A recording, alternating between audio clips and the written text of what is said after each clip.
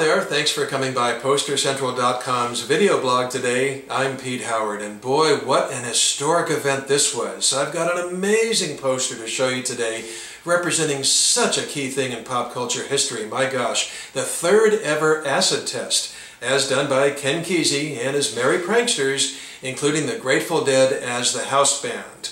Boy, the date's not on the poster, but this was Saturday night, December 11th, 1965, making it clearly the earliest known, fully confirmed, ever found Grateful Dead concert poster. Wow. Let's start by doing a quick top to bottom scan for you so you can check it out in detail.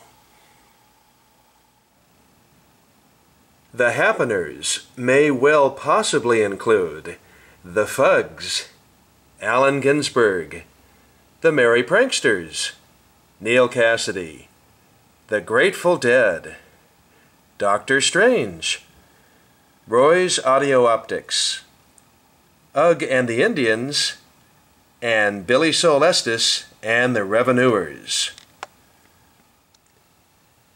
This Saturday night, around 9 and on until not. Bring your own comfort. And here's a real key line. Note, there is no truth whatsoever in the vile rumor that there will be acid in the Kool-Aid. Muir Beach Inn, near Stinson Beach. And then down to the coup de grace, the symbol down there, acid test on either side of the eagle, 2 cents and 3 cents. And your insanity can be therapeutic. This is an Intrepid Trips production.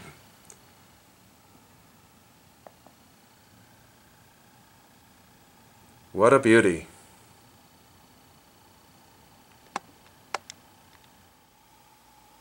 So, as I said, because I always look at the music angle, this is the earliest fully confirmed Grateful Dead concert poster. I mean, a month earlier they were recording demos as the Emergency Crew, you know, with songs like Caution, Do Not Stop on Tracks and Early Morning Rain, so that really brings them in close to this one. But you know, it's a lot more, it's so much more than a Grateful Dead concert poster. I mean, the acid tests were just a major component of the emergence of, you know, hippie culture and psychedelic lifestyle. Dress, art, music, right? San Francisco rock music for that matter, underground FM radio. How about recreational drug use? A big forebearer of that. And certainly psychedelic poster artwork. Oh my goodness, geez. So what I love about this thing is the acid tests were only 2 weeks old. I mean, they go on for a year, but they were only 2 weeks old at this point. You had the first one 2 weekends ago, which was outside Santa Cruz in a private home. Then you had the second one only 1 week ago before this. That would be December 4th. And it was in San Jose, still held in a private home, but they tried hard to get people to attend by giving out handmade flyers after the Rolling Stones concert in San Jose on that December 4th of '65. So that had more attendees. And by the way, that one, the second acid test, confirmed. Good sources say that that was the first time the Grateful Dead indeed played under that name. So that's pretty solidly locked in as a bit of information. And then the third weekend you have this. Bam, here it is. And it's interesting to note how the advertising was so escalating from weekend to weekend, and even surprising because, you know, the hippie culture and with all that LSD in their system and everything, sort of hard to believe they got their act together enough to really do formal advertising. But boy, this is beautiful formal advertising. It's just not in quantity. So for acid test 1 in the private home, I think they had 1 sign in town put up the day before or something. You know, it's a good source for this is Tom Wolfe's Electric Kool-Aid Acid Test book, which is a real trip in itself. Acid Test 2, after the Rolling Stones concert, they handed out the flyers and handbills after the show, and I think had a bigger thing, small posters put on trees and stuff on the street, something like that, not sure. And then for Acid Test 3, you've got this beautiful hand-drawn artistic masterwork for number 3. And then for number 4, the very next weekend, you've got the printed poster. That was at the Big Beat in Palo Alto, and I have video blogged that poster here on my video blog, so you can go check that out. But just to refresh, here it is, you know, cut up and put on one. As you can see, it has the tall, narrow format that the poster I'm holding has. And the way they could do that, of course, is they printed it as squares and had people just trim it right up the middle and put 1/2 on top of the other. So this would come the 4th acid test, and what I'm holding is the 3rd acid test. So that means if this is the oldest known Grateful Dead concert poster, that means this is the 2nd oldest known Grateful Dead concert poster because the Grateful Dead's name very prominent on there right below Neil Cassidy, which is in dark print. And this was used, of course, for a few weeks through mid-January. So, matter of fact, might as well, speaking of January, here's the the next oldest Grateful Dead concert poster, and it does say formerly the Warlocks. This is Bill Graham's Mime Troupe gig at the Fillmore in mid-January, but I certainly digress with that. But, you know, this is not a printed poster. This is a masterwork of original art that was hand-tooled by probably more than one merry prankster, but we just have no way of knowing. And it couldn't have been printed because it's 38 inches tall and it's all in one piece. Now, you know, I guess it could have been, but very impractical. So they just found, you know, a big piece of paper and went to town on it, and as I said, it wound up 38 inches tall. Now, interestingly, you saw in the top to bottom scan all the acts and everything, and there's 3 acts on here that didn't have anything going forward with the acid test, and certainly did not have a presence on this poster. So I just feel I need to, you know, it's the only chance I'll have to address them because they're on this poster only, and that would be Dr. Strange, which, either coincidentally or not, was the name of the Family Dog's first dance concert 2 months prior to this, so I don't know what incarnation Family Dog took at the acid tests. Maybe I can find that out and put it in a future blog.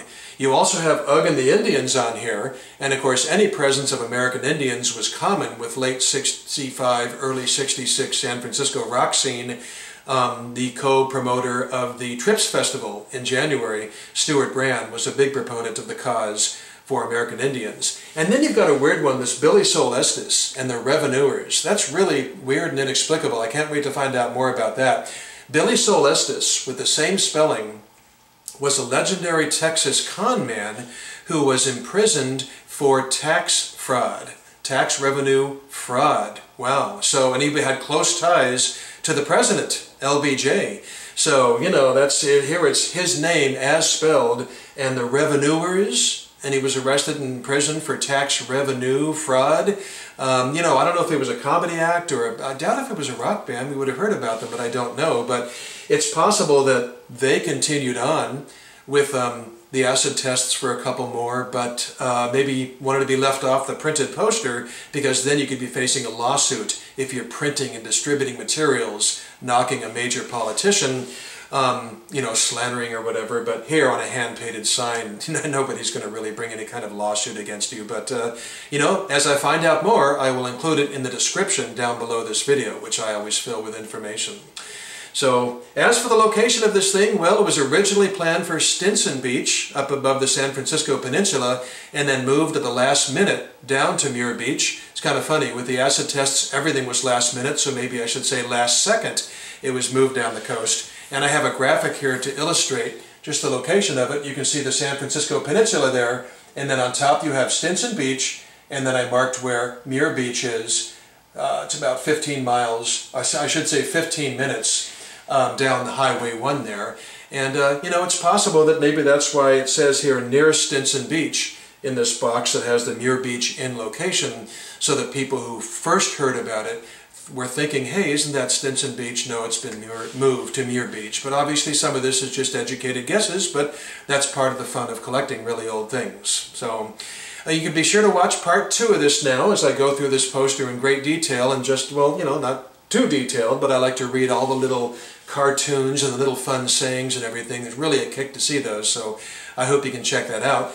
And if any of this seemed incomplete or puzzling, be sure and check out my other acid test poster video blogs, in which I go into, you know, there's a lot more background about the general ethos of the acid test posters and the Grateful Dead's involvement. So all of it a lot of fun, very historic, and boy, what you wouldn't give to get into a time capsule and go back. Whether you want to trip on acid or not, just to go there and witness these things would have just been mind-blowing. So thanks for coming by. Have a nice day, and we'll see you next time. Bye-bye.